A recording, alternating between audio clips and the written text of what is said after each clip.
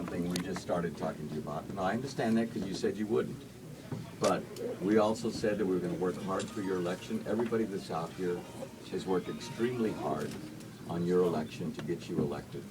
And so I think at least they deserve a comment from you here face to face. That's all we're asking, Governor. If you decided the way you decided, that's your decision. And we're just asking you to come out here and just tell the folks that have stayed here and been here all day long since 7 o'clock this morning, give them the respect.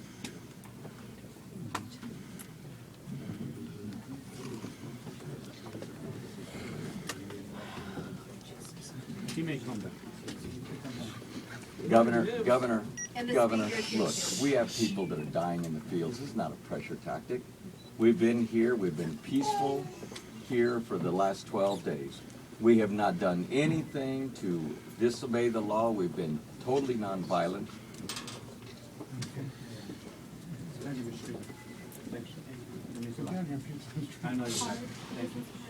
Governor, we tried to talk to you many a time. You did not follow up. You did never talk to us back again. On May 16th was the last time we talked to you. We invited you to talk to us on many occasions. I wrote you a letter. I phone called you. You said you were going to come visit a farm labor camp.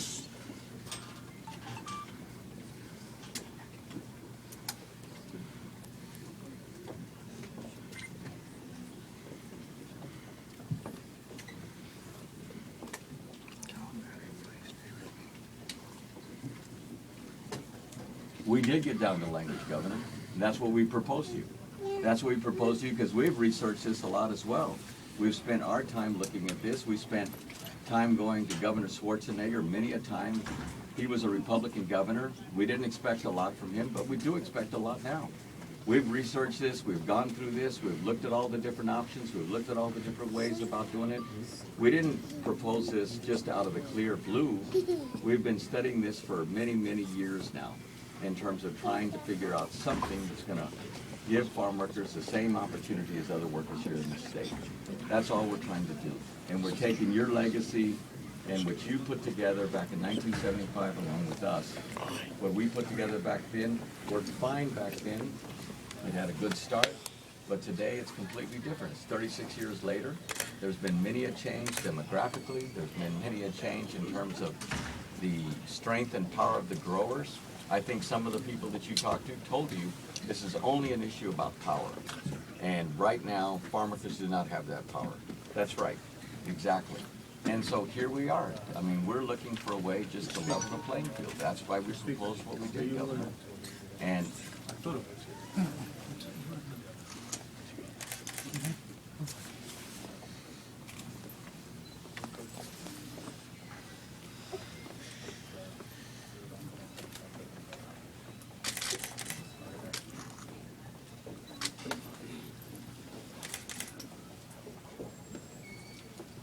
Governor, we have to win an election before any of those things work.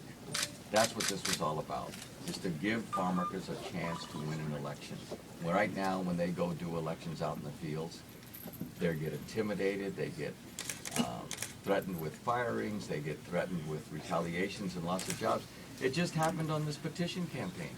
Here we are, and you haven't even signed anything yet. And two growers that we know of are out there threatening the workers. They're telling them that if they sign this petition, if they don't sign this petition against SB 104, that as a result of that, then they're going to be lose their jobs. And so here they are, intimidated and so forth. We had to file charges. We presented those charges to your office. A financial penalty, yeah. I mean, whenever it happens, whenever it gets done, whenever it gets dealt with, but who knows how fast the law is going to work.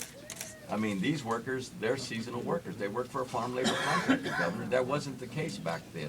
Today, 70% of the farm worker workforce works for farm labor contractors. They control the lives of farm workers today. In addition to farm workers being all immigrants today, which wasn't the case back then either in 1975, and then a large workforce, a large percentage of that workforce is undocumented. So those are three major issues that did not exist back in 1975. And that's why there is no power that is needed and is necessary right now to be able to do the elections the way the process should be.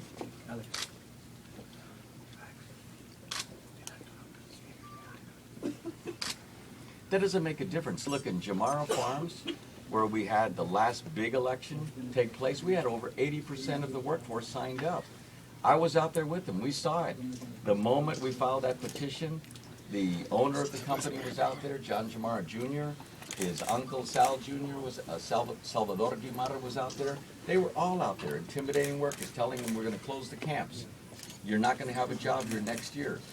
A third of that workforce migrates from Coachella up to that area in terms of working at that company. They're totally dependent on what those farm labor contractors say. Not only for their jobs here, Governor, but they're totally dependent for their jobs back when they get down to the Coachella Valley.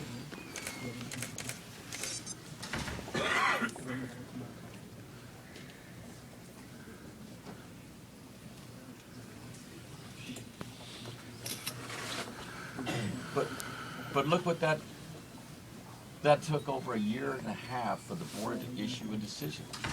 And then finally they issued the decision, and your own, not your own, at that particular time, the current board that was in place under Governor Schwarzenegger ruled that there is no remedy.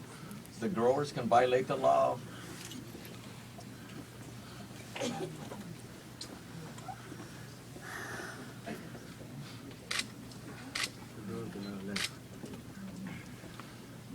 I understand that. I understand what you're.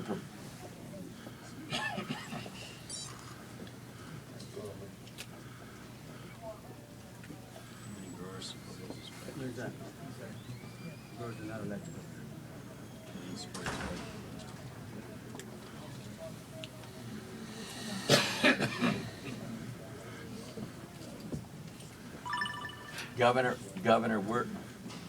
Governor, we're looking for a solution that's going to save farm workers' lives, that's going to ensure that they do have an opportunity to improve their standard of living, to ensure that they do have a right to vote without the intimidation, coercion, firings, and retaliations that are taking place right now. That's all we're looking for, Governor. It still gives them an option. If they want to do a polling booth election, they can go do a polling booth election on the company property with the supervisors, with the growers, with the foremen, with the farm labor contractors, all knowing what they're doing. But at the same time, give them another option, Governor. That's all we're asking for. Give us the option.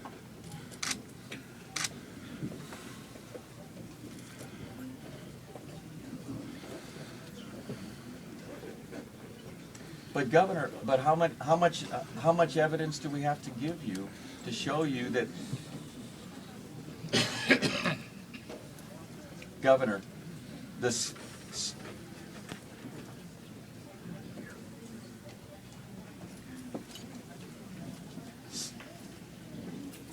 Governor Cesar Chavez gave up on the ALRA in 1983 when we went and we did an election in Carruthers near Fresno, California in the San Joaquin Valley. And Rene Lopez, who was the leader of that campaign at that company, went and it was in the voting area, which was a quarantined area. The son-in-law of that grower and owner came into the quarantined area, drove his car there. Another gentleman that was with him pulled out a gun and shot Rene Lopez in the head. We knew that there was all types of violations taking place prior to that time. We knew that the employers were branding guns and intimidating workers with those guns. And as a result, there was no action taken by the board. So now we're looking for the opportunity to really, again, deal with this issue in the best way possible. And so, again, Governor, we've spent years trying to understand and determine how to best utilize this legislation and how to best ensure that farm workers are going to have an opportunity. And we're not asking to get rid of everything that was produced back in 1975. All we're doing is adding an option. That's it. We just want workers to have an option.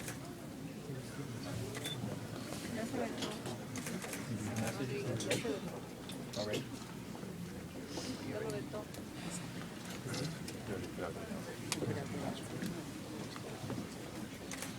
We're not throwing out the process, Governor.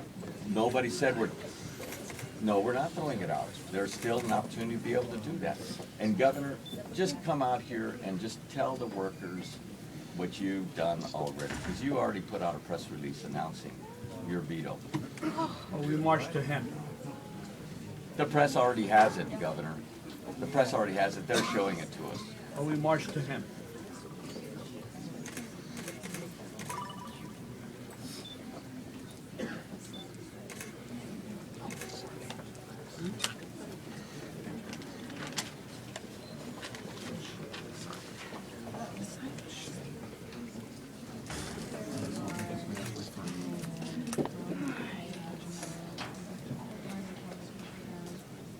Reconsider.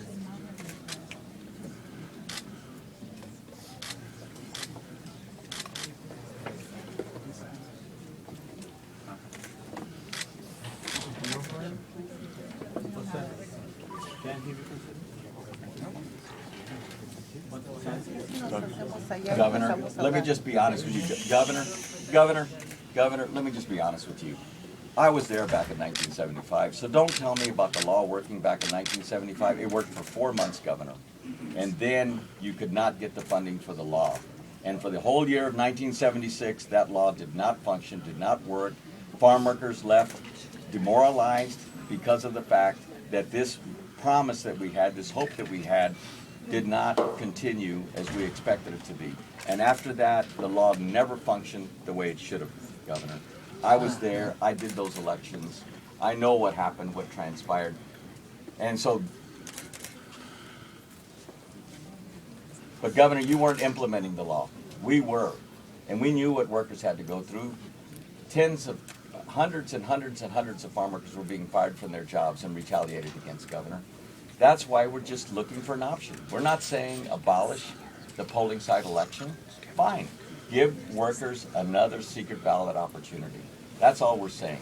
Give us an opportunity, workers, to be able to go and vote off the property, off the company property, in a private place, just like we do right now with absentee ballots. In the place that I go vote, it's all absentee ballot right now. It's all by signing a signature. It has nothing to do with a polling site election any longer. So that... Right of association.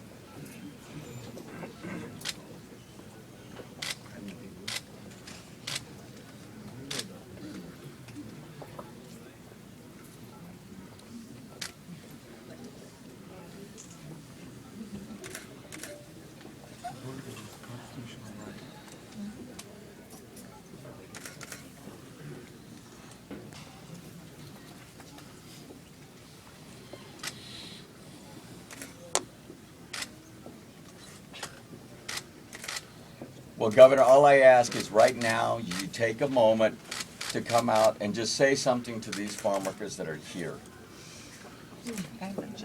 No, all we're asking, Governor, is just to come out. No, that's what you told me the last time, May 16th, and I never heard from you, Governor. It's 6 weeks later now, and I never heard from you. Never heard, not ever got a phone call back, never got a response to my letter, nothing. And so, you know, it sounds a little hollow right now when you say that you're gonna reconsider. Well, Governor, are you